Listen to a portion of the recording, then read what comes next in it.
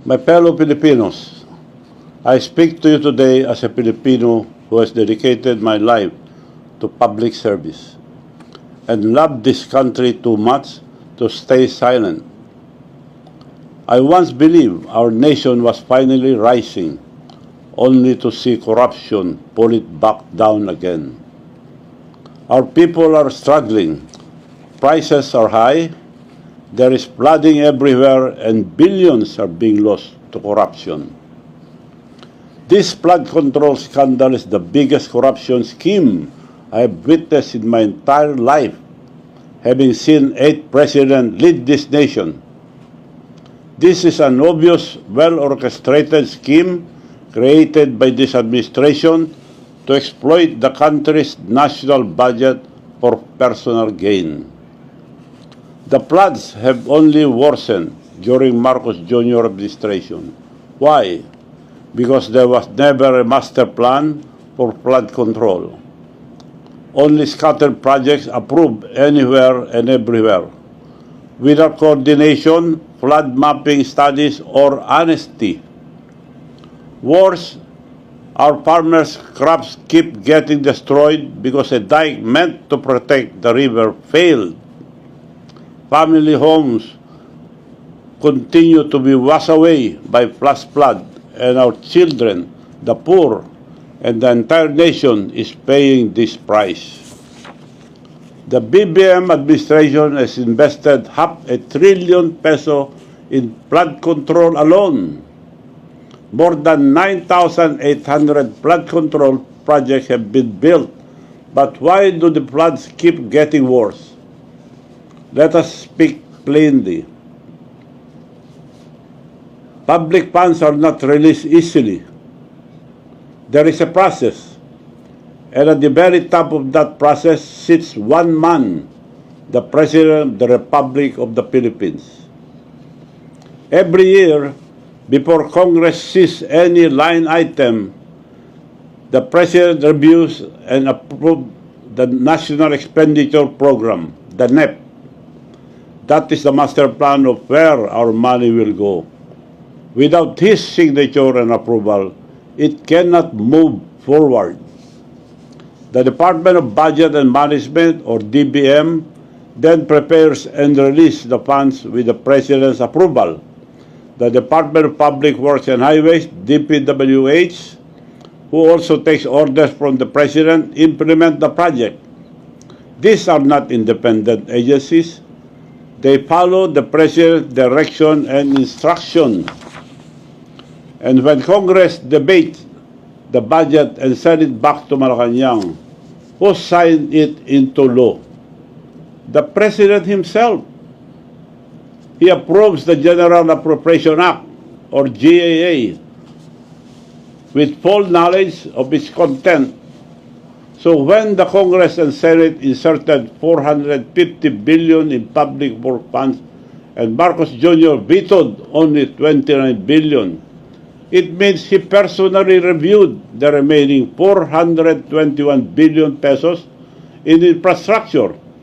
It is also means he conferred with his first cousin Speaker of the House of Representatives, Martin Romualdez. He also chairs the Cabinet Cluster of Disaster Preparedness and Infrastructure, which means he should be leading the creation of a genuine, science-based national flood control plan.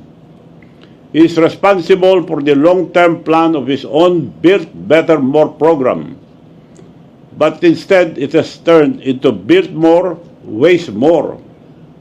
Every major flood project, every rehabilitation program, every large-scale public works, all of it passes through his desk. He reviews every plan and approves every peso. So tell me, how can anyone say, I don't know? How can he say, you should be ashamed of yourself?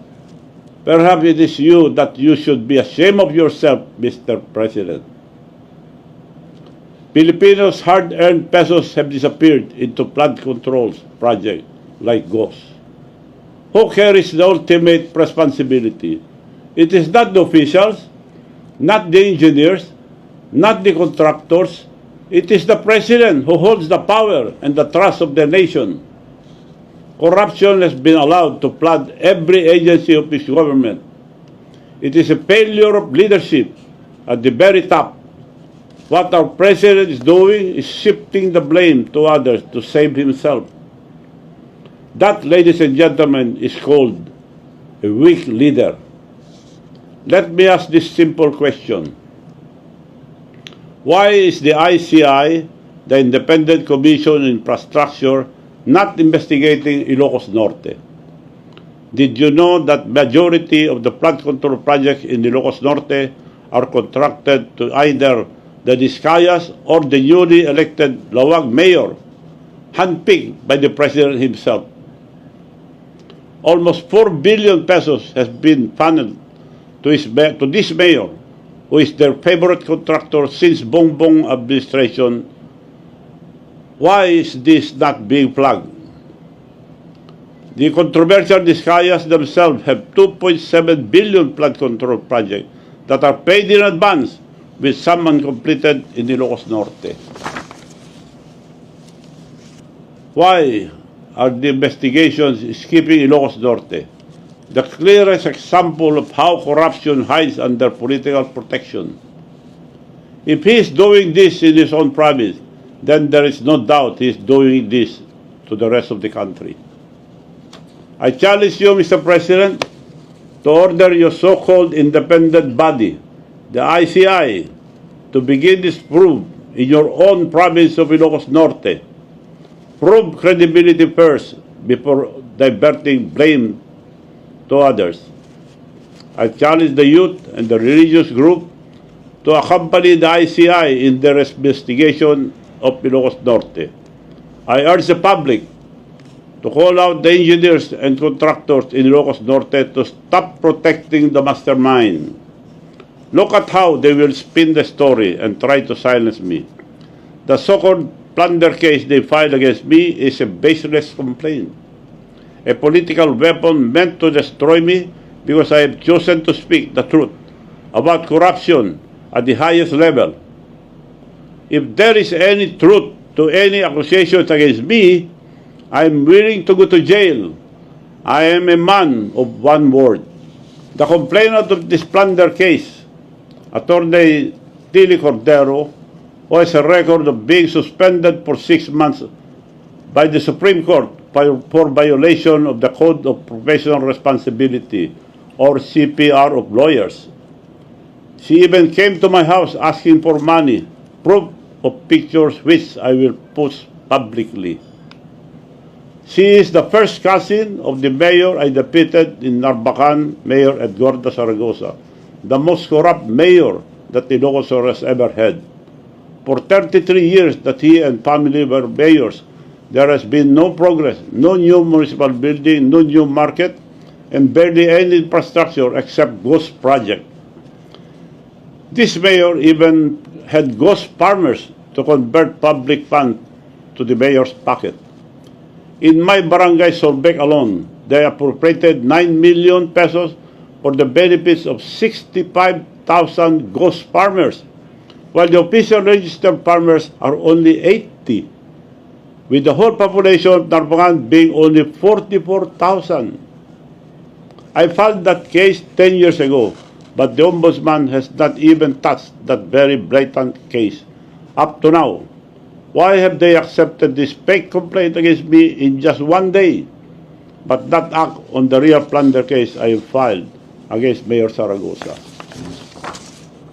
This is how they operate: silence the whistleblower and protect the corrupt. They attack me because I'm not afraid to tell the truth.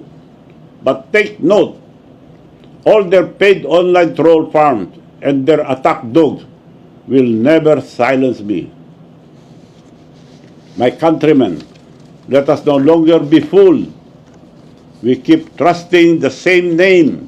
We were told that Pang Bong2Marcos Jr. will redeem the Marcos corruption course on the Filipinos.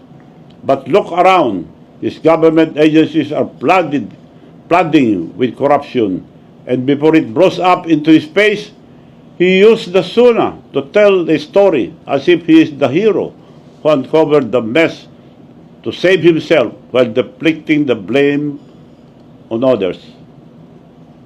Let's not be made stupid. How many times must we let the same family treat our country like their personal piggy bank? How many times must we trust the same name and expect a different result? If we truly love our country and children, then we must break this cycle.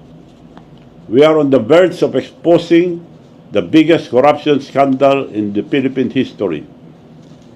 And should stop now. We should not stop now.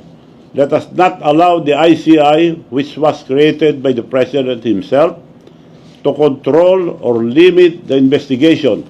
Allow different groups to investigate in the ICI who will not be afraid to ask hard questions, and it should be viewed publicly for transparency. We cannot let them protect his friends and his cousins, his family, and most of all, the President himself.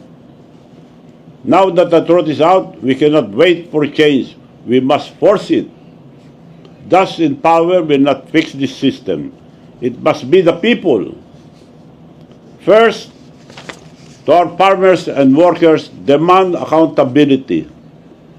Your fields are still flooded, even after billions have been spent. Your roads keep collapsing after every storm, and your towns still sink in mud.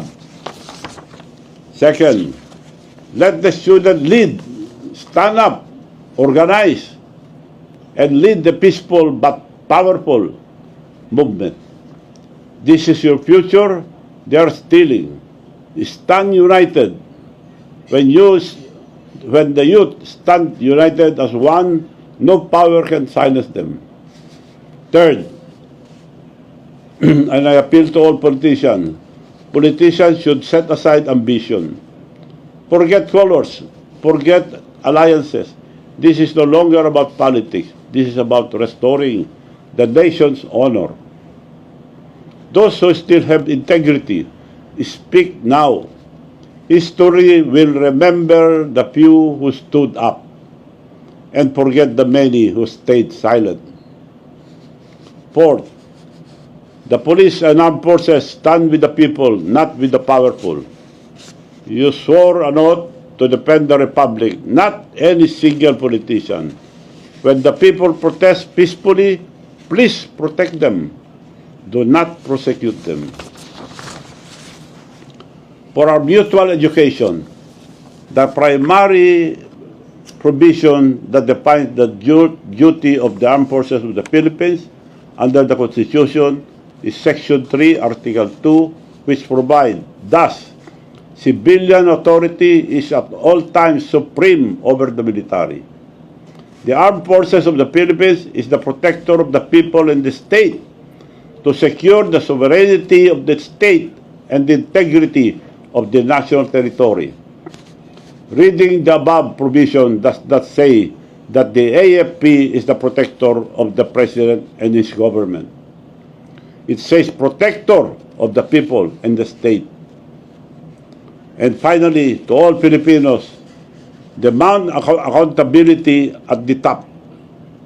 The truth can no longer be hidden, and the people will no longer be silenced. We are not stupid. We deserve better. Our children deserve better. If we stay silent, the truth will be buried again, and our children will pay the price. This is not about politics. It is about true or sober leadership and accountability. If the President cannot face the truth and take responsibility for his failures, he must step aside for the sake of the nation. A voluntary resignation would not be a humiliation. It would be an act of dignity, a rare moment of courage that could still restore trust in our institution. Every peso diverted and every project that doesn't exist is not just a waste. It is a loss of life, loss of security, loss of dignity. I urge all of you to rise and speak and to act now. so that the truth may guide our country forward. Thank you, and may God bless the Philippines. This is Manong Chavit Singson.